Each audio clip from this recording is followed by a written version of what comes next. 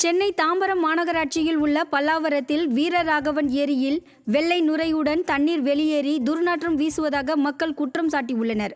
பல ஆண்டுகளாக லட்சுமிபுரம் பகுதியில் உள்ள தூர் வாராமல் இருக்கும் இந்த ஏரியில் தேங்கியிருக்கும் கழிவுப் பொருட்களால் நோய் தொற்று ஏற்படக்கூடும் என அப்பகுதி மக்கள் அச்சப்படுகின்றனர். எனவே விடிய அரசின் தாம்பரம் மாநகராட்சி விரைந்து நடவடிக்கை எடுக்க வேண்டும் என வலியுறுத்தியுள்ளனர். சிவகங்கை மாவட்டம் சாலை கிராமத்தில் இருந்து பரமக்குடி வரை இயக்கும் அரசு பேருந்து பல மாதங்களாக பின்பக்க கண்ணாடி இல்லாமல் இயங்கி வருவதால் மக்கள் அச்சத்துடன் பயணிக்க வேண்டிய அவலநிலை ஏற்பட்டுள்ளது. சிவகங்கை போக்குவரத்து கழகத்தில் இயங்கி வரும் பேருந்துகளில் பெரும்பாலானவை சரியான பராமரிப்பு இன்றி இயக்கப்பட்டு வருவதாக மக்கள் குற்றம் சாட்டி வருகின்றனர். தொடர்ந்து பின்பக்க கண்ணாடி இல்லாமல் ஓடிக்கொண்டிருக்கும் பேருந்தில் மழையிலும் வெயிலிலும் அவதிப்பட்டு கொண்டே பயணிக்க வேண்டி இருப்பதால் விரைந்து பேருந்துகளை சரி செய்ய திறனற்ற திமுக அரசுக்கு மக்கள் கோரிக்கை விடுத்துள்ளனர். நெல்லை புதிய பேருந்து நிலையம் அருகே தமிழக அரசு டாஸ்மாக் பணியாளர் சங்க மாநில செயற்குழு கூட்டத்தில் விடியா திமுக அரசை வலியுறுத்தி 10க்கும் மேற்பட்ட தீர்மானங்கள் நிறைவேற்றப்பட்டது.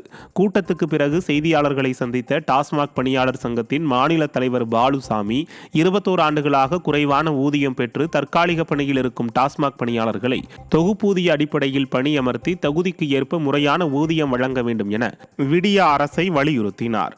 டாஸ்மாக் நிறுவனத்தின் கீழ் 2003 ஆண்டு முதல் இன்று வரை 25,000 பணியாளர்கள் பணி செய்து வருவதாகவும் அவர்களை பணி நிரந்தரம் செய்ய வேண்டும் என்றும் அவர் கோரிக்கை வைத்தார். இந்த கூட்டத்தில் நெல்லை, தூத்துக்குடி, கன்னியாகுமரி உள்ளிட்ட தமிழகத்தின் பல்வேறு பகுதிகளில் இருந்து டாஸ்மாக் பணியாளர் சங்க நிர்வாகிகள் பலர் பங்கேற்றனர். நாகப்பட்டினம் நகராட்சிக்குட்பட்ட 20வது வார்டு பெருமாள் மேல வடபோக்கி தெருவில் குடிநீர் குழாயில் கழிவுநீர் கலந்து வருவதால் தொற்றுநோய்கள் உருவாவதாக பொதுமக்கள் வேதனை தெரிவித்துள்ளனர். நாகை நகராட்சிக்குட்பட்ட 20வது வார்டு பெருமாள் மேல வடபோக்கி தெருவில் குடிநீர் குழாயில் கழிவுநீர் கலந்து துர்நாற்றத்துடன் நிறம் மாறி நுரையுடன் வருவதால் குடிப்பதற்கும் சமைப்பதற்கும் பயன்படுத்த முடியாத நிலை ஏற்பட்டுள்ளதாக அப்பகுதி மக்கள் குற்றம் சாட்டுகின்றனர்.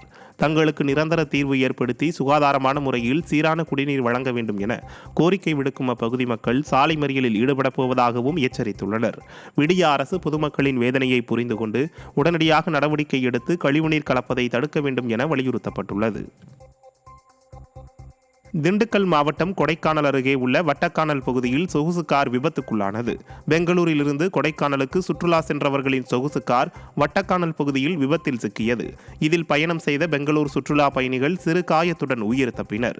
வட்டக்கானல் பகுதியில் சாலை குறுகலாக இருப்பதால் எதிரே வந்த வாகனத்திற்கு வழிவிட டிரைவர் முயன்றதால் ஓட்டுநரின் கட்டுப்பாட்டை இழந்து கார் விபத்தில் சிக்கியதாக முதற்கட்ட விசாரணையில் தெரிய வந்துள்ளது.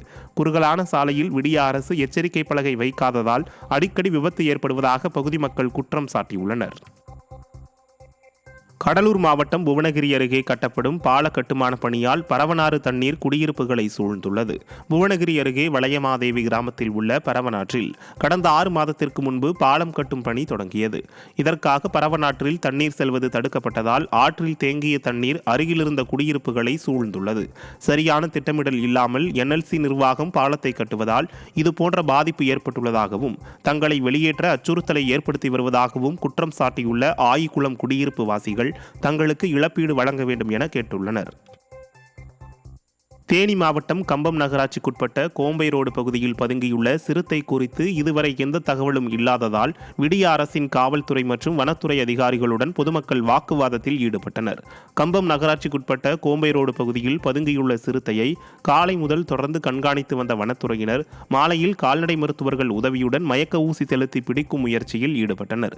இருப்பினும் இந்த முயற்சியில் பலனில்லாத சூழலில் ட்ரோன் கேமரா மற்றும் இரவு நேர ரோந்து வாகனத்தில் தற்போது சிறுத்தையை கண்காணிக்கும் பணியில் விடிய அரசின் வனத்துறையினர் ஈடுபட்டு வருகின்றனர்.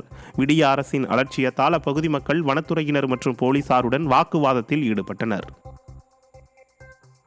விடியா திமுக அரசு நில மதிப்பீட்டு கட்டணத்தையும் பல மடங்கு உயர்த்தி இருப்பதால் பத்திரப்பதிவு செய்வோருக்கு மிகப்பெரிய அளவில் பொருளாதார இழப்பு ஏற்பட்டுள்ளதாக அகில இந்திய ரியல் எஸ்டேட் கூட்டமைப்பு குற்றம் சாட்டியுள்ளது. தென்காசியில் நடைபெற்ற ஆலோசனை கூட்டத்துக்கு பிறகு செய்தியாளர்களை சந்தித்த அதன் தலைவர் ஹென்றி, மேற்கு தொடர்ச்சி மலைப்பகுதியை ஒட்டியுள்ள இடங்களில் பொதுமக்கள் கட்டடங்கள் கட்டுவதற்கும் வர்த்தக நிறுவனங்கள் மற்றும் தொழிற்சாலைகளுக்கு பல்வேறு இடர்பாடுகள் ஏற்படுவதாகவும் வேதனை தெரிவித்தார். எனவே இதனை ஆராய்ந்து காக்காஸ் கட்டியிலிருந்து விலக்கு அளிக்க வேண்டும் என்று கேட்டுக்கொண்ட ஹென்றி, விடியா திமுக அரசு நில மதிப்பீட்டு கட்டணத்தையும் பல மடங்கு உயர்த்தி இருப்பதால் பத்திரப்பதிவு செய்வோருக்கு மிகப்பெரிய அளவில் பொருளாதார இழப்பு ஏற்படுகிறது என்றும் விமர்சித்தார்.